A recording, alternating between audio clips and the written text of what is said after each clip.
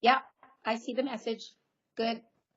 Okay, perfect. So Sheilah, I will introduce myself and Susan will introduce herself, and then we're going to be very excited because we have a wonderful guest. And then we're going to talk to you about the Feline Anesthesia Guidelines.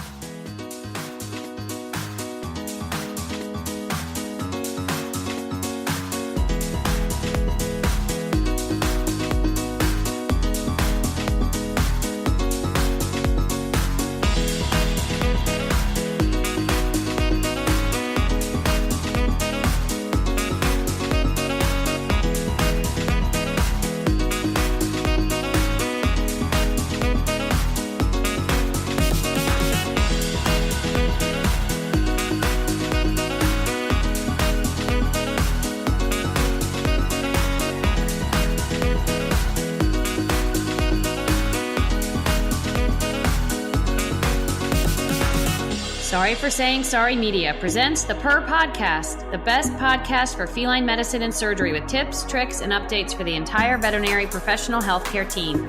If you are dying to know more about cats, keep on listening. Here are your hosts, Dr. Susan Little, famous cat vet and author of multiple textbooks, and Dr. Jolle Kerpenstein, talented surgeon and social media geek.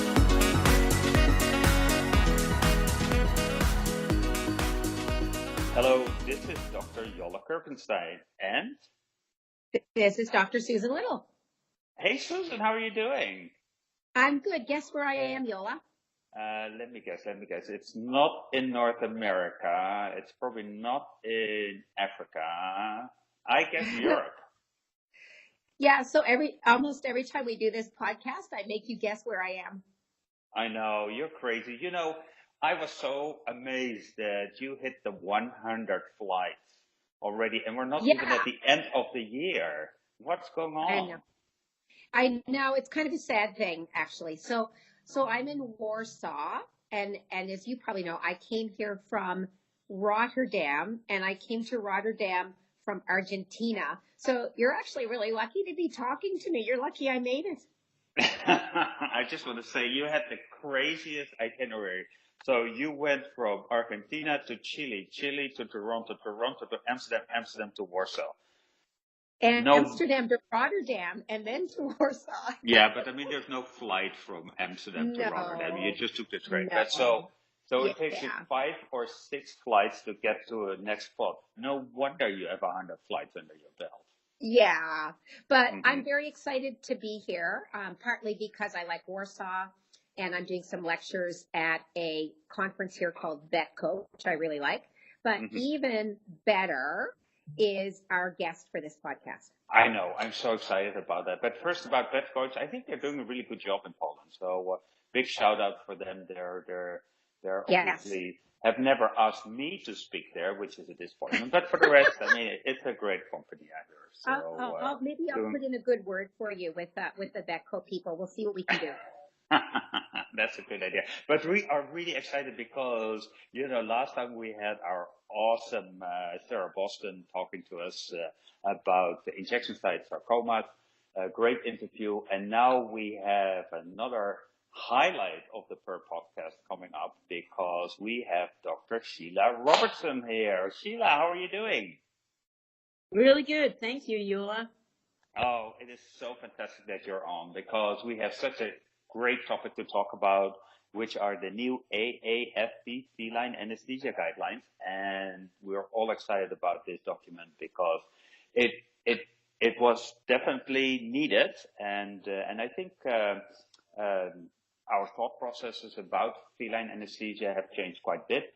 And that is thanks to you and many other people that are really focusing on the cat lately. And this is really why we started the PUR podcast, because we feel that there's a lot of literature always about dogs or the D word, but we sometimes forget cats. So this document, I read it, I love it. And really, Sheilah, can you tell me a little bit, because we know that we had the AAFP Feline Guidelines on Anesthesia, that was in 2011. Why did you get the inspiration to redo those? So these are the first feline-only anesthesia guidelines because a lot of the joint efforts with AAFP have always involved dogs and cats. So, like the fluid therapy guidelines are dogs and cats. The pain management guidelines, which I was also a part of that committee, and they were dogs and cats. So this is very much standalone, only about cats. I don't think the word dog is mentioned, except maybe in a reference. Yay! And we love that. We love that because we're all about cats. So, although Susan sometimes drops the dog word, and that's because she has a dog. That's because I have 2 dogs. So Yeah, I have to say something every now and then about my dogs. Yeah, so Sheilah, before we get into the guidelines, we'll dive into that. Can you tell us a little bit about yourself? And one thing, you made quite a big switch like a year ago. So give us a little bit of an introduction who you are and what you're doing. Okay. So I grew up in Scotland and went to Glasgow University to do my veterinary degree. And then after that, I went into mixed animal practice and then decided I thought I wanted to be a surgeon. So I went to Bristol to be a surgeon, but then switched my mind and decided to become an anesthetist or anesthesiologist. What so was I trained wrong? at Bristol. What was wrong So here? You could have been a surgeon. Yeah, poor Jolle thinks something went really wrong that you didn't want to be a surgeon. Yeah, I well, know. the real reason is that when I was doing surgery, every time I asked a surgeon a question, they always had an answer.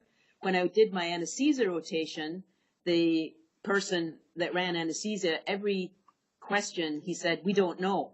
We don't know. We don't know how this works. We don't know why they wake up. We don't know why. And I decided that maybe if I did anesthesia, one day I might figure out a little bit more about anesthesia, but it's still a mystery. Yeah. So I trained there, and then I moved to Canada, and then to the US, and then I became specialized in the US and Europe in anesthesia, and also interested in animal welfare. So I'm boarded in Europe and the US in animal welfare, acupuncture trained, a lot of shelter medicine training as well. So I've mostly been in academia or with the AVMA doing animal welfare. And then a year and a half ago, I switched to be senior medical director for Lap of Love. And that's a company currently based in the US only. We have almost 130, just about to go over 130 veterinarians around the US. And we do in-home end-of-life consultations and in-home euthanasia for dogs and cats. And plenty of other little creatures too, and big. Wow. So that's my new gig. Wow, that's amazing. So your whole life in like 1 minute. When people ask me that question, I always I'm always starting to kind of mumble because I never know what to say. But this is really good. I need to practice this. Susan, you have a question? Oh yeah. So I thought, we have the amazing Dr. Robertson here talking to us about the anesthesia guidelines. But because I've served on guidelines before, I know they're never done by one person. So I thought a good place to start might be for Sheilah just to tell us a little bit about who was on the panel and why we put together panels of people when we do guidelines like this.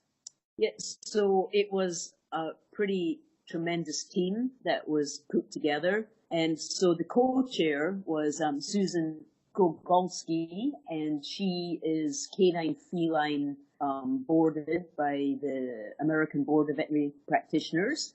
And she actually works at Fort Sam in Houston. So she was co-chair, the person that, dotted the I's and crossed the T's, very detail-oriented.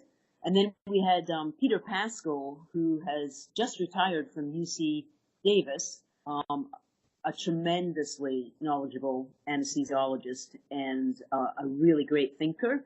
So he was awesome to have. And then just before you go on, Dr. Pascoe was one of my professors at the Ontario Vet College when I was a student. So really cool. We were happy to have Peter. And then we had Heidi Schaffert, who is board certified in anesthesia, but she runs her own business, so she's doing a lot of anesthesia actually in other people's practices and advising them, so that was a great resource. And then we thought it was like tremendously important to include anesthesia technician or nurse. And so I had worked with Jennifer Sager at the University of Florida, and she is actually specialized in critical care and anesthesia as a veterinary technician. So she joined the group and had great insight from the side of a nurse or technician, because in most practices, that's who's running anesthesia. So that was awesome. And then we had Greg Griffenhagen, and he is at Colorado State, and he'd actually been a member of some other guidelines, so he knew what he was getting himself into. So it's a great team. And one of the other things I want to point out before we go a little further is that these are guidelines from the American Association of Feline Practitioners. And we make all of our guidelines available for free on our AAFP website. And so that website is catvets.com. And you don't even have to be an AAFP member. You can still go ahead and download these guidelines and all of our other guidelines for free from catvets.com. So I have one more question for you, at least before I let Jolle talk again. And that is, why do we need anesthesia guidelines just for cats? So we have had not too long ago, joint dog and cat. Why do we need guidelines for cats? So I think everybody knew, and that was verified by large studies, that cats historically have always had a higher mortality rate compared to dogs when it comes to anesthesia. And that was confirmed back in the 80s by a group in the UK led by Kathy Clark, and then it was verified again by Dr. David Broadbelt in a very large study where he had like 98,000 dogs and over 80,000 cats, and cats had a higher mortality rate overall, and even if they were classified as being healthy. And then there was a very recent study at a very high volume spay-neuter clinic where, again, although the mortality rate was extremely low, cats still had a higher mortality rate than dogs at that very large clinic in Tampa, Florida. So there's something unique about the cat that, puts them at higher risk. And what we aimed to do was look at all of that data, look at current data, why are they at risk, and then to educate people why they're at risk, but most importantly, how you can decrease that risk and improve the outcome. That was the whole goal. Yeah, that sounds amazing. And I think, like I said, I'm a big fan of anything the AAFP does. I love the Journal of Feline Medicine and Surgery, and I know that you can get it there too if you want to download it from them. It's all free download. And I really believe this was really, really necessary. And you pointed out well that cats have a higher risk of mortality, and the lower we can make the risk, the better that is. So what are the 5 key points, or maybe less key points, that you would suggest why this is that cats have a bit higher risk than like a dog? Well, I think it's very multifactorial, but I think if we start at the beginning, a lot of cats arrive at a clinic at a very high with a very high stress level. I know dogs do as well, but I think it's pretty extreme in some cats. And so they arrive already, with lots of, epinephrine floating around, very upset, makes them difficult to handle, do a good exam, and all of those things, like, do not go well with anesthetic drugs and anesthesia. And so that's one thing, is their high stress level at admission. The other thing is their small size, and that would make them very prone to hypothermia, which then has multiple consequences. Equipment, if people just try and adapt their dog equipment for cats, it might not be quite the right equipment, not the right size, the right circuits, and so on. So that's one thing. And then we know that a lot of the problems for not just mortality, but morbidity, what happens postoperatively, is related to their airway. And airway obstruction is a common cause of a crisis in the recovery period. And then we know that the most likely time they're going to die is actually once the anesthesia is over in that first 3 hours. That's when 61% of cat mortalities actually happen. And then the other thing, which was illuminated by the joint AAFP fluid guidelines, is that dogs and cats have very, very different blood volumes, and yet historically in anesthesia, as far as fluid rates go under anesthesia, they've been treated the same, and that needs to change and is beginning to change. So those are some of the key points. There are other things that put them at risk. One is actually obesity, and that probably is true of dogs too. Turn a very, very large overweight cat on its back, you've probably got some problems. So those are some identified, and so it's related to the cat, but we also focused on human error.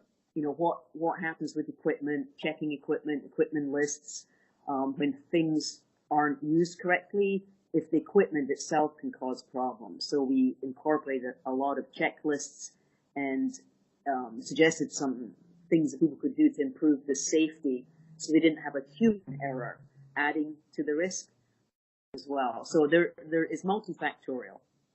Yeah, and I love that you say that, Sheilah, because there are obviously many differences. And if I pull it back to what I do in surgery, is that we often use the same equipment as surgeons for cats and dogs, and we should really start thinking about that a little bit too, that because cats are so different in many ways that they do, that we should adapt to the cat instead of the cat adapting to us. And that's really what you're trying to say. And I like the fact that you highlight some of these things like comorbidities that are present that might really influence your anesthesia. So what we will do is probably we will go into these various topics and talk a little bit about it, but I know that Susan is dying to ask a question. So Susan. Well, I am. So Sheilah mentioned something that's kind of dear to my heart, and that's checklists. So I know you, like me, are a fan of the checklist manifesto. Yep. And that kind of opens your eyes to how important checklists have been, not just in human medicine and in human anesthesia, but in other industries. Airline industry is a good example, right? But it seems to me that it's only recently, we're kind of late in the game, aren't we, in veterinary medicine coming to checklists? It seems to me that there has not been widespread use of checklists. Yeah, I think it's obviously it's clear that from Atal Gawande's work from the checklist manifesto that was initiated for surgical mistakes or to decrease surgical mistakes and human error, that it works. I mean, the data is black and white that checklists work, and the resistance has been that they would slow things down, and that's actually been shown not to be true. And the other thing is, people are beginning to realize that a checklist isn't questioning someone's ability. It's just making sure that a team that may not always work together can work together. And we know that it's saving lives. But I have to admit that I've worked with some pretty innovative people. And so I've been working around checklists for about at least 8 years. And, there are anesthesia checklists, but they are now usually the ones that work very well are merged with surgical checklists. So They start with, do we have the right patient and are we doing the right procedure?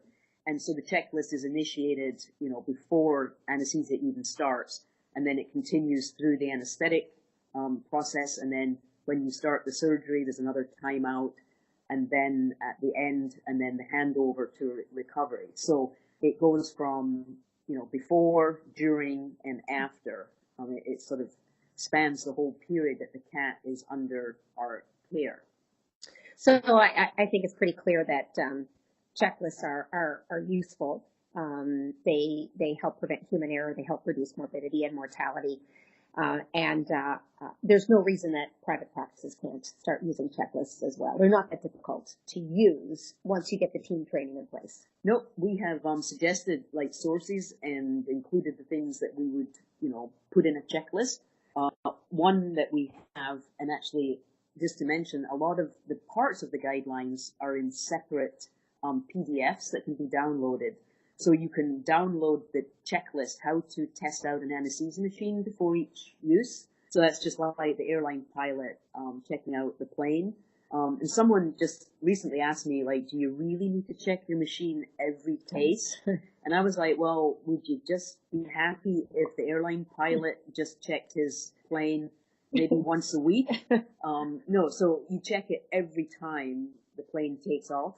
So we check the anesthesia machine. Even if you set it up yourself, you quickly check it over. You don't know what's happened to it. So we have a how to check an anesthesia machine before you even start to make sure it's working. And so that you can print off on its own.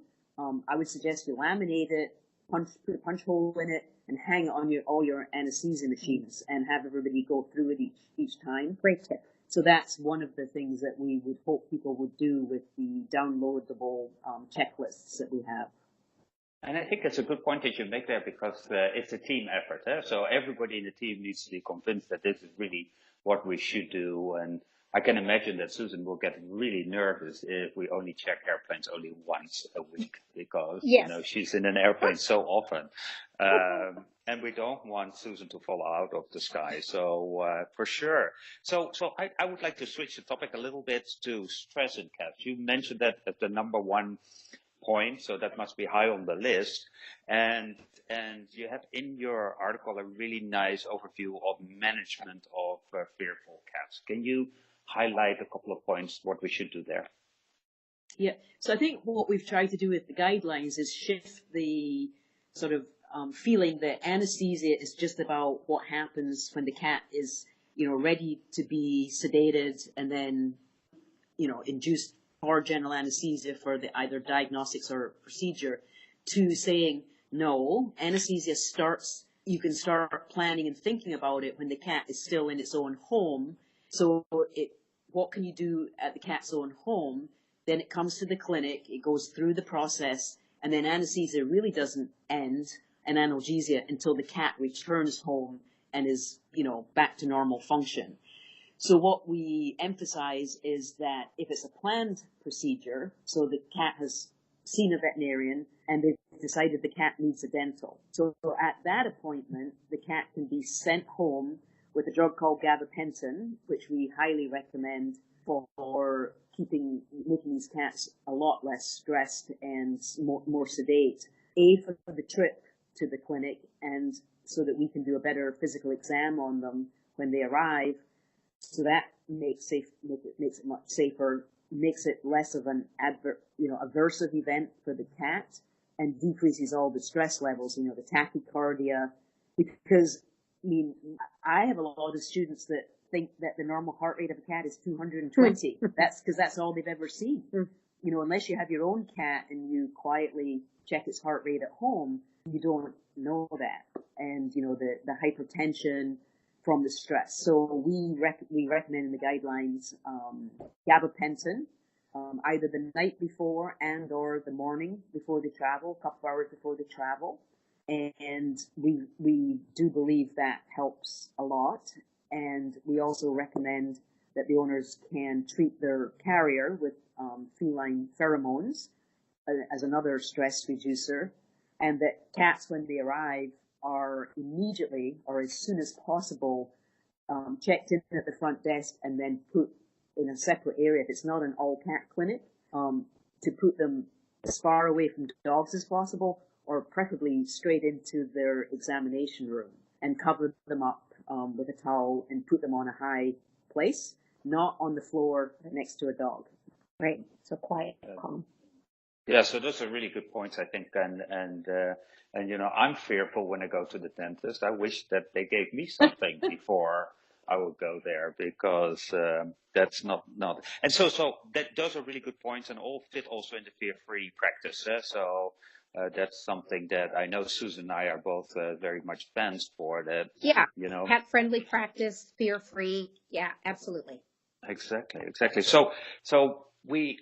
I remember when I did a lot of anesthesia, we were always discussing the fact, should we use pre-anesthetic diagnostics, especially, blood diagnostics. Can you shine a little light on that? If a healthy young cat comes in, should we always do blood work before anesthesia? And why should we do that? So we address that issue in the guidelines and obviously agree that there are some corporate practices where there's a standard where every cat that's undergoing anesthesia will have a certain panel run.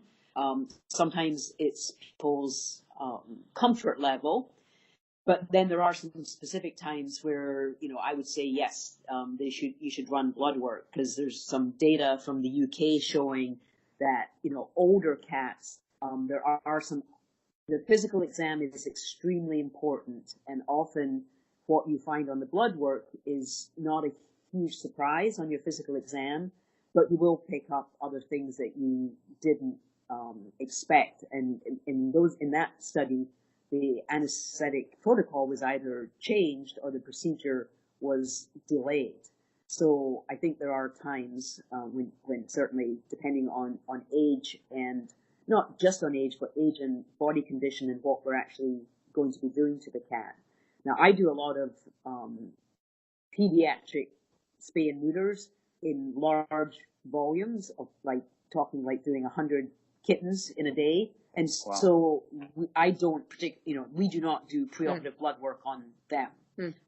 But if they're not feral, we would do a clinical exam. But, there's times where it's doesn't make sense, and there's times where it makes a lot of sense. And then you should, of course, still depend as much as possible on your physical exam, which is easier if the cat is not as stressed as it usually is. Because stressed cats, do you believe the glucose that you get if you do the blood work? Is that heart rate real? Is that blood pressure real? Can you even do an exam? So that, I didn't answer your question completely, but I think there's a wide range of going from nothing sometimes, which I think, sure. In a very, very young, obviously very healthy kitten, where it would be more stressful and not probably give you much information to do blood work, all the way to, a sicker, older animal, are going to go for a, pretty intensive, complicated surgery. Yeah, and I would like to refer to all our listeners to go back to these anesthesia guidelines, download them, because not only there's a division into age groups and what probably would be the best approach to each age group, but it also is an explanation of the anesthesia classification that you normally use as an anesthetist, so the ASA classification. So all that information, probably a little bit too deep to go into here at the first podcast, but I mean, it's all in the paper, and that's why it's so wonderful to read all that.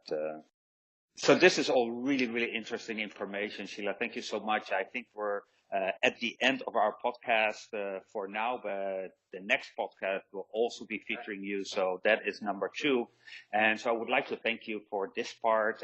And I can't wait until next week or in 2 weeks when we will talk about some other aspects of these wonderful guidelines. Just to remind everybody that these anesthesia guidelines can be downloaded for free, either through the AAFP website or through the Journal of Feline Surgery, Medicine and Surgery. And Susan, thank you so much for being there, and say hello to Poland. And Sheilah, thank you. Thank you. Okay, we'll talk soon. All right, talk to you later. Bye-bye.